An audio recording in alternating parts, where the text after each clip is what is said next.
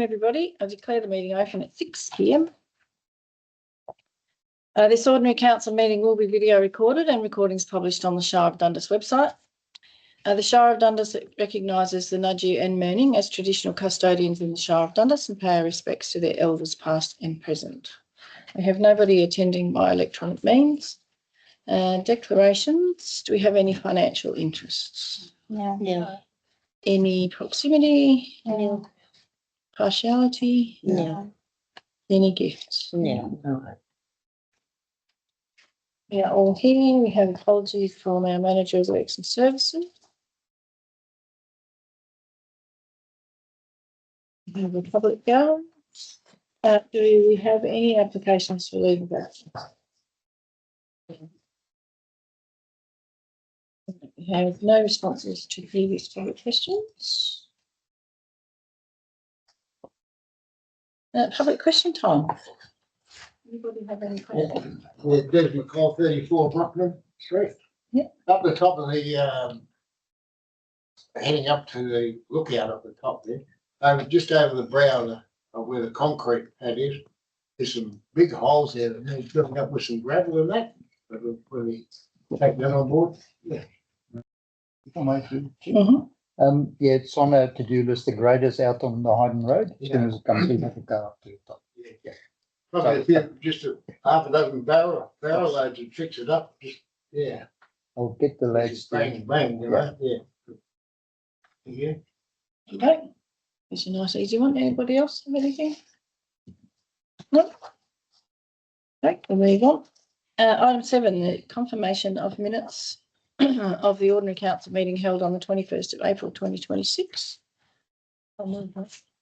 Councillor Horman, thank you. And second? Second. Councillor Warner, thank you. Anybody have any adjustments? Everybody happy? We have a recommendation that the minutes of the ordinary meeting of council held on the 21st of April 2026 be confirmed as a true and accurate record. Those in favour? Thank you.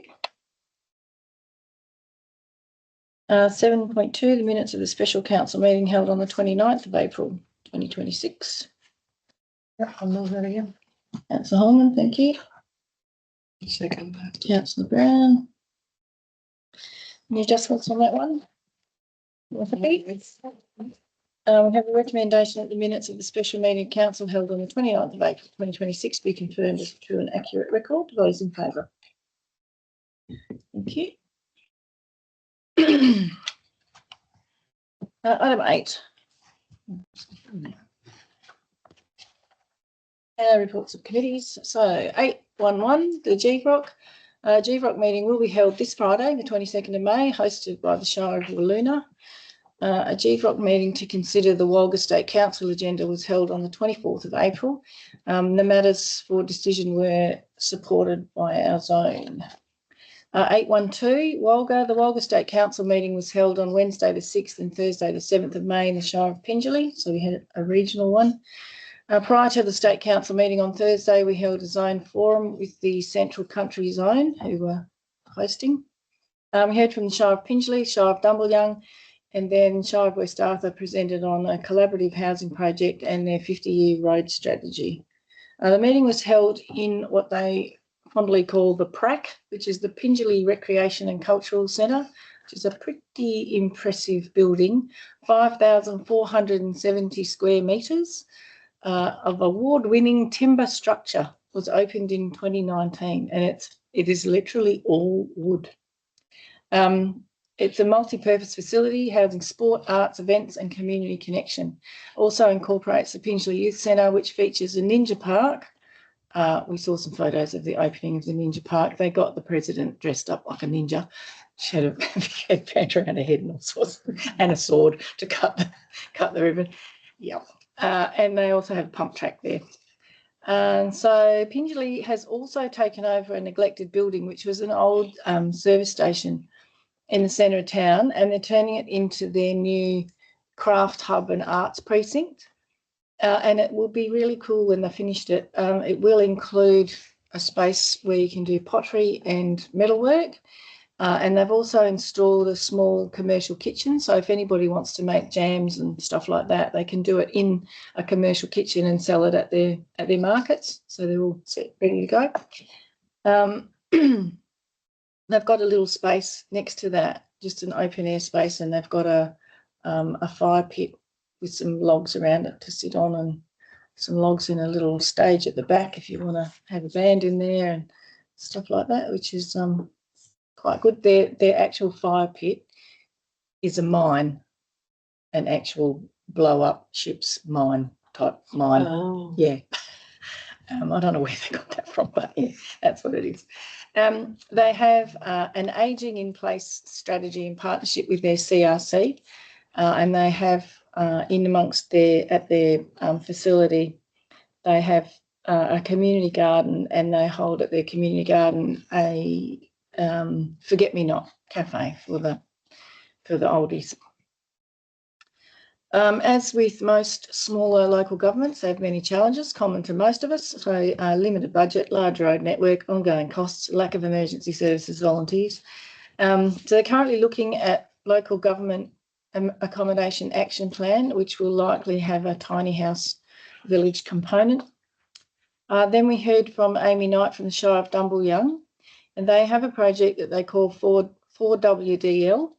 And that name is derived from the 6 shires that are working on this project. So the 4 Ws are Wagen, Williams, West Arthur and Wooden-Nilling, and the DW are Dumbleyung and Lake Grace. The project's a 5-phase process over 2 years to provide key worker housing in their local governments to address market failure. They've established that the cost to build 35 dwellings will be approximately $17.5 million, but will generate $30.3 million economic output. They have finalised the business case, and they're applying for state and federal funding support. And just as a little aside, Manjimup has applied for funding for 3D printed housing. So there you go, follow our lead. Karen Harrington, who's president from West Arthur, gave a presentation on the community discussions around proposed renewable energy projects around the district. That was a bit interesting. They did it in a interview type style with different people and asked them the same questions about how they felt about these renewable energy projects. So that's quite interesting. CEO from the Shire of Dumbleyung, Gavin Treasure, outlined their approach to developing their 50-year road strategy.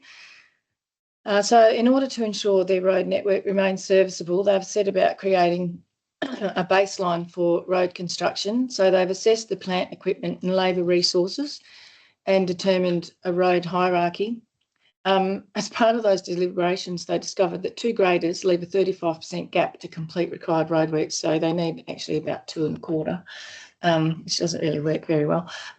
So they've kind of been trying to work a rearrangement of the current plant that they have to create increased efficiencies and then align their works with the funding availability. So it was a fair little body of work that they put into that. It was quite interesting, and they've extended it over 50 years, so they've gone hard at it.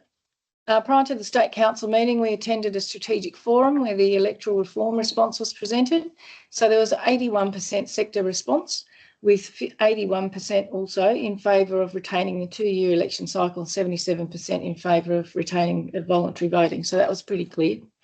The Minister has not given any commitment yet re that advocacy position, and it was noted that any change will have budgetary implications for both local government and the WAEC, and that if she's going to change anything, she needs to get on with it because we've got elections next year.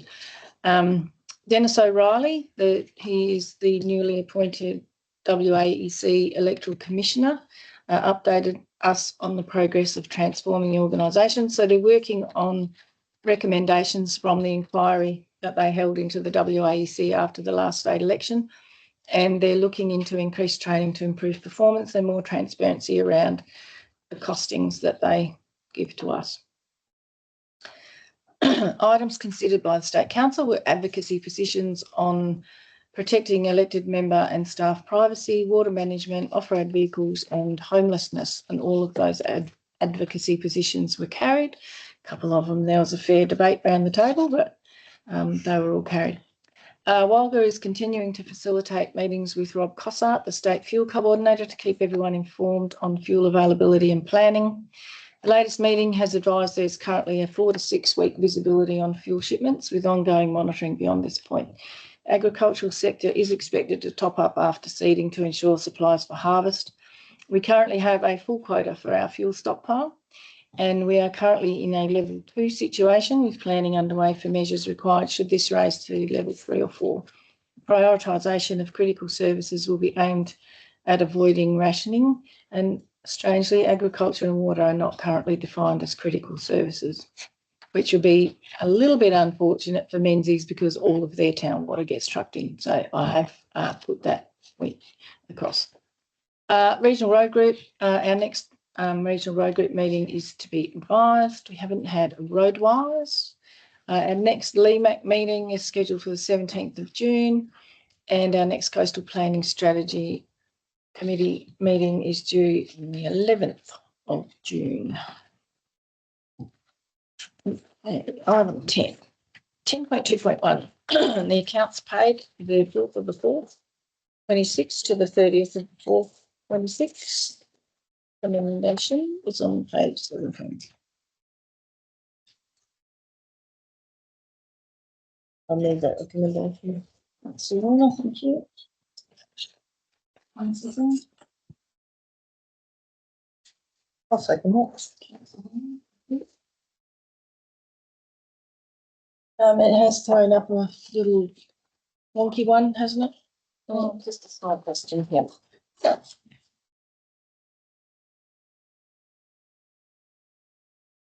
Which we are looking to, Deputy CEO. So we're talking about what appears to be a double up on the, with the relocation of the new camera. As I responded in my email, I will check with the team, but we had to relocate. So if you remember, we did, added that extra storeroom in, packing sorting area in the post office, and which then cut off the camera vision.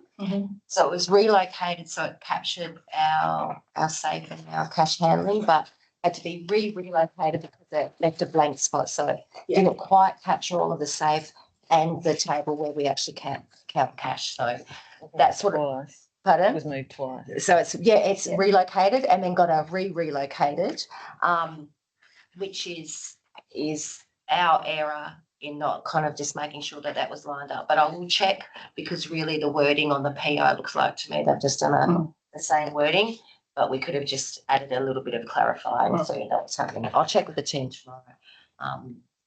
But that's what's happened. Thank you. We have a recommendation that the Shire of Dundas monthly accounts paid from the 1st of. Okay, so we're going from the 1st of the 4th, but our thingy here was from the 4th of the 4th. So that is a typo. I think that's Thursday. The 1st of the 4th, 30th of the 4th, be noted. Those in favour.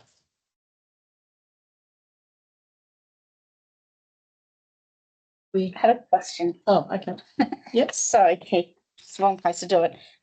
If that's been disputed, like questioned, do we still vote on it like that, or is it something we shouldn't vote on because of that? It's already paid, and we're noting That it's been paid, so it doesn't make any difference if you did or didn't. So because it has been paid. So if it's wrong, then we have to go back and find it. But we're only noting the accounts paid. If I may, through the chair, so in the process of things, this comes to council to note, and if there's an error, the whole item will come back to council. Yeah. So And if there's no error, then it doesn't come back. Yeah. Okay. Those in favour. Thank you. 10.2.3, receive the information bulletin. Information to application on. I'll move it. Recommendation that council receive the monthly council's information bulletin for the period ending the 11th of May 2026. Those in favour? Thank you. 10.2.3, the meeting date change for June 2026. I'll move it. Councillor Cloud, thank you. Second.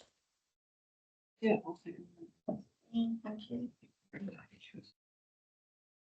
you want to speak to that at all, Councillor Cloud? No, it's a good control. Councillor Brown? Anybody like to speak against that change? Unhappy? So we have a recommendation that the Shire of Dundas Council change the date for the June 2026 Ordinary Council meeting as follows.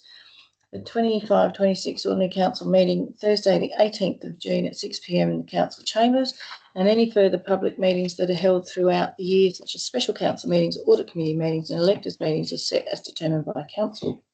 Those in favour? Thank you. Item 10.3.1, officers' reports. I'll move it. Councillor Fleming, thank you. Any questions about one officer that's here? Anything to add to your report?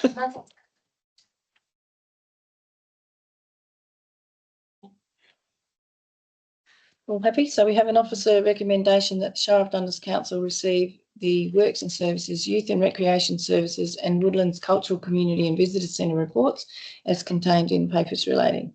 Those in favour? Thank you. 10.3.2, request to keep 3 dogs on a residential property. Recommendation is on the bottom of page 22. I'll move that one. Councillor Hall, thank you. I'll second it. Councillor McLeod. Do you like to speak to that, Councillor Holland? No. Councillor McLeod? Nothing. Anybody like to speak against it?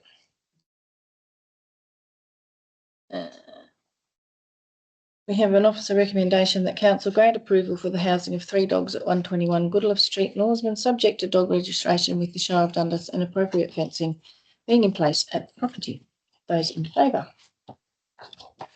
Thank you. 10.3.3, request for approval to install a memorial plaque for Sydney Ernest Taylor, the gravesite at the Norseman Cemetery. I'll move it. Thank you. Councillor Brown. Would you like to speak to that, Councillor McLeod? I think it's a good thing. So it's Councillor Brown? I think, yes, the commemorative plaque is a good idea. Would anybody like to speak against it?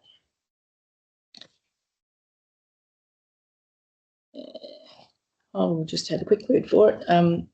I think it's a good idea, and it'd be nice if we can locate all of the service personnel, and hopefully they can get enough funding to mark them all.